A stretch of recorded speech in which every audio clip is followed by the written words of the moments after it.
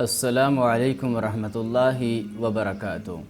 الحمدللہ وکفا والصلاة والسلام علی رسول اللہ وبعد، اعوذ باللہ من الشیطان الرجیم، بسم اللہ الرحمن الرحیم۔ سورۃ الحجرات آیت نمبر 7۔ وَاعْلَمُوا أَنَّ فِيكُمْ رَسُولَ اللَّهِ لَوْ يُطِيعُكُمْ فِي كَثِيرٍ مِّنَ الْأَمْرِ لَعَنِتُّمْ وَلَكِنَّ اللَّهَ حَبَّبَ إِلَيْكُمُ الْإِيمَانَ وَزَيَّنَهُ فِي قُلُوبِكُمْ وَكَرَّهَ إِلَيْكُمُ الْكُفْرَ وَالْفُسُوقَ وَالْعِصْيَانَ أُولَٰئِكَ هُمُ الرَّاشِدُونَ۔ وَاعْلَمُوا، اور جان لو، أَنَّ فِيكُمْ رَسُولَ اللَّهِ، کہ بے شک تمہارے درمیان اللہ کا رسول موجود ہے۔ لَوْ يُطِيعُكُمْ فِي كَثِيرٍ مِّنَ الْأَمْرِ لَعَنِتُّمْ، اگر وہ بہت سارے کاموں میں تمہارا کہا مان لے تو یقیناً تم مشکل میں پڑ جاؤ گے۔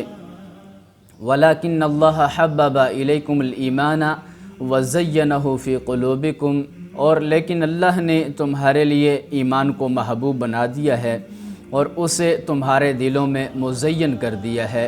وَكَرَّهَ إِلَيْكُمُ الْكُفْرَ وَالْفُسُوقَ وَالْعِصْيَانَ، اور اس نے تمہارے لیے کفر کو، گناہ کے کاموں کو، نافرمانی کے کاموں کو ناپسند کیا ہے۔ أُولَٰئِكَ هُمُ الرَّاشِدُونَ، اور یہی وہ لوگ ہیں جو کہ ہدایت پانے والے ہیں۔ تو اس آیت مبارکہ کے اندر اللہ رب العالمین نے واضح الفاظ میں سب سے پہلے صحابہ کو مخاطب کیا ہے اور فرمایا کہ تمہارے درمیان اللہ کے رسول صلی اللہ علیہ وسلم موجود ہیں۔ تو اللہ کے رسول علیہ السلام چونکہ اس وقت زندہ تھے، حیات تھے، آپ صحابہ میں موجود تھے، صحابہ آپ سے باتیں کرتے تھے، پوچھتے تھے، سوال کرتے تھے، تو اس لیے فرمایا کہ تمہارے درمیان اللہ کا رسول موجود ہے۔ فرمایا اگر وہ تمہاری بہت ساری باتیں ماننے لگ جائے، یعنی بجائے اس کے کہ تم اس کی مانو، آپ علیہ السلام کی مانو، وہ تمہاری باتیں، یعنی زبردستی تم اپنے نبی کو کہو کہ ہماری بات کو ترجیح دی جائے، ہماری بات مانی جائے، یعنی نبی تمہاری باتیں ماننے لگ جائے، اپنی باتیں تم ان پہ مسلط کرنا شروع کر دو، لعنتم، تو تم خود مشقت میں، مشکل میں، مصیبت میں پڑ جاؤ گے۔ تو اصول اور قاعدہ یہ ہے کہ نبی علیہ السلام کی مانی جائے گی، نہ کہ نبی کو منوایا جائے گا۔ ہمارے ہاں کیا ہے، اس معاشرے میں ہماری کوشش ہوتی ہے کہ ہم دین کو اپنے مطابق ڈھالیں، ہماری کوشش ہوتی ہے کہ ہم دین کو اپنے مطابق ڈھالیں۔ ہمارے پاس کوئی قرآن کی آیت آتی ہے، کوئی حدیث آتی ہے، بجائے اس کے کہ ہم اس کے مطابق زندگی بنائیں، ہم کیا کرتے ہیں، پہلے ہم اپنا کوئی طریقہ، کوئی مذہب، کوئی فعل یا کچھ بھی، ہم پہلے وہ اپنا ایک طے کرتے ہیں، مقرر کرتے ہیں، اور اس کے بعد ہم کوئی دلیل یا حدیث ڈھونڈتے ہیں۔ سادہ الفاظ میں اس وقت بہت سارے جو فرقے باطلہ ہیں، انہوں نے پہلے فرقے بنائے، فرقے بنا کے پھر وہ اس کے مطابق حدیثیں، آیتیں تلاش کرتے ہیں کہ ہمارے فرقے کے مطابق کون سی حدیث ہے، کون سی آیت۔ حالانکہ چاہیے یہ تھا کہ ہم قرآن حدیث کو پڑھتے اور اس کے مطابق اپنے آپ کو ڈھالتے، چاہے وہ کوئی بھی فرقہ، کوئی بھی وہ مسلک بن رہا ہوتا۔ اور اللہ کے رسول علیہ السلام اور آپ کے صحابہ، ان کا یہی طریقہ تھا، قرآن حدیث، قرآن پڑھا، حدیث پڑھی، قرآن کے اوپر عمل کیا، حدیث کے مطابق صحابہ نے زندگی گزاری، اور یہی کامیاب گروہ، کامیاب جو فرقہ ہے، جیسا کہ حدیث میں آتا ہے کہ اللہ رب العالمین نے یہود و نصارہ کے کچھ فرقے بنائے، حدیث میں تعداد ہے 71-72 کی تعداد ہے، تو یہ کثرت پر دلالت کرتی ہے۔ تو فرمایا یہ امت 73 فرقوں میں تقسیم ہو جائے گی، تو مطلب کثرت سے فرقے ہوں گے، اور کامیاب جو فرقہ ناجیہ ہے، نجات پانے والا، وہ ہے جو قرآن حدیث پہ عمل کرنے والا، جو اللہ تعالیٰ کے قرآن اور نبی علیہ السلام کے فرامین پہ عمل کرنے والا۔ تو اس لیے اصل یہ ہے کہ قرآن حدیث کو پڑھا جائے اور اس پر عمل کیا جائے۔ تو فرمایا اگر تم ایسا کرو گے کہ نبی کو اپنی بات منوانے لگ جاؤ گے، لعنتم، مشکل میں پڑ جاؤ گے، مشقت میں پڑ جاؤ گے، پریشان ہو جاؤ گے، ہاں مشکلات آ جائیں گی۔ فرمایا وَلَكِنَّ اللَّهَ حَبَّبَ إِلَيْكُمُ الْإِيمَانَ وَزَيَّنَهُ فِي قُلُوبِكُمْ، اللہ نے ایمان کو تمہارے دلوں میں مزین کر دیا ہے۔ سبحان اللہ، صحابہ کرام ان کے دلوں میں ایمان مزین تھا، ایمان خوبصورت تھا، وہ ایماندار تھے، ایمان والے تھے، اور ایمان پر کٹ مرتے تھے، اور اسلام کے لیے انہوں نے سب کچھ قربان کر دیا۔ اگر اسلام کے راستے میں والدین رکاوٹ بنے، انہیں بھی چھوڑ دیا، مال رکاوٹ بنا اسے قربان کر دیا، بیوی بچے رکاوٹ بنے اسے قربان کر دیا، اسلام کے لیے انہوں نے سب کچھ قربان کر دیا۔ کیوں؟ زینہ، اللہ نے ایمان کو ان کے دلوں میں، اسلام کو ان کے دلوں میں مزین کر دیا تھا، خوبصورت کر دیا تھا۔ تو یہ ان کا طریقہ تھا۔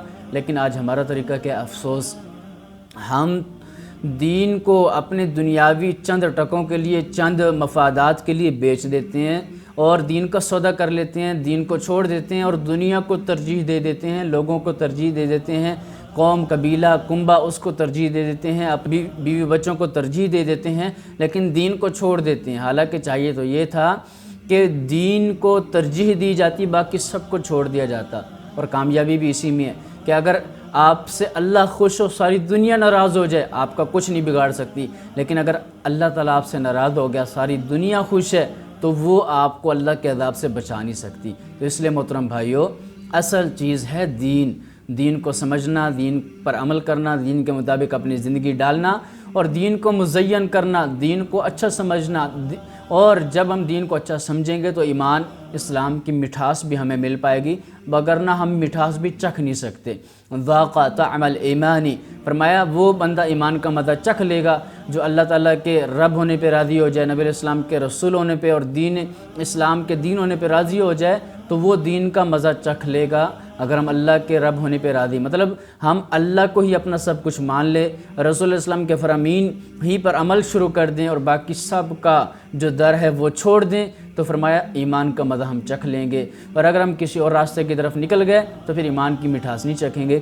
فرمایا کہ اللہ نے ایمان تمہارے دلوں میں مزین کر دیا اور کفر، فسق، عصیان، کفر نافرمانی، فسق یہ بڑے بڑے جو گناہ ہوتے ہیں، عصیان چھوٹی چھوٹی نافرمانیاں، گناہ کے کام، فرمایا ان سب سے نفرت، ان سب سے نفرت۔ و صحابہ کرام ان سب سے نفرت کرتے تھے اور ہم ان چیزوں کو اہمیت نہیں دیتے۔ صحابہ کرام کے بارے میں آتے فرماتے ہیں کہ ہم جب کوئی گناہ، چھوٹا سا گناہ ہم سے سرزد ہو جاتا تھا تو ہم اس کو بہت بڑا ایسے سمجھتے کہ پہاڑ ابھی ہم پہ گر جائے گا، لیکن آج ہم دیکھتے ہیں کہ تم گناہ کو ایسے سمجھتے ہو جیسے مکھی بیٹھی اور تم نے ایسے کر کے اس کو اڑا دیا۔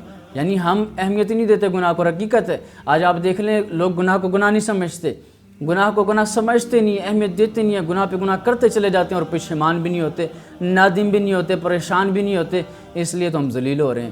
پھر انہی گناہوں کی نوسط کی وجہ سے آج پریشانی ہے، آج مسئلے مسائل ہیں۔ ہر بندہ، کسی سے آپ کوئی بات کرنا شروع کر دیں، آپ کسی کو دل کی بات نکلوائیں گے تو وہ ہر بندہ مسئلے میں نظر آئے گا، ہر بندہ پریشان نظر آئے گا۔ تو محترم بھائیو، یہ پریشانیاں، یہ مشکلات، یہ مصیبتیں، یہ ہمارے ہاتھوں کی کمائی ہے، یہ ہمارے ان گناہوں کا نتیجہ ہے جس کی وجہ سے اللہ تعالیٰ بارشیں روک لیتا ہے، رحمتوں کی برکھا برسنا بند ہو جاتی ہے، اللہ تعالیٰ کی نعمتیں کٹ جاتی ہیں، ختم ہو جاتی ہیں۔ کب؟ جب گناہ عام ہوتے ہیں۔ صحابہ کرام ان سے دور تھے، اللہ کے حدود کا نفاذ تھا، نیکی کے راستے عام تھے، تو اللہ کی مدد نازل ہوتی تھی۔ اور آج ہماری نحوستوں کی وجہ سے، ہمارے گناہوں کی وجہ سے، نافرمانیوں کی وجہ سے، ہمارے الٹے کاموں کی وجہ سے اللہ تعالیٰ ہم سے ناراض ہے، ہم پریشان ہیں، پھر مہنگائی کا رونا رو رہے ہیں، پھر حکمرانوں کا رونا رو رہے ہیں کہ یہ ہو گیا، ایسا ہو گیا، مہنگائی ہو گئی۔ تو محترم بھائیو، ہم اپنے اعمال کو درست کریں، گناہوں سے توبہ کریں، اجتماعی توبہ کریں، اجتماعی معافی مانگیں اللہ تعالیٰ سے، استغفار کریں، تو پھر دیکھیں اللہ تعالیٰ کی نعمتیں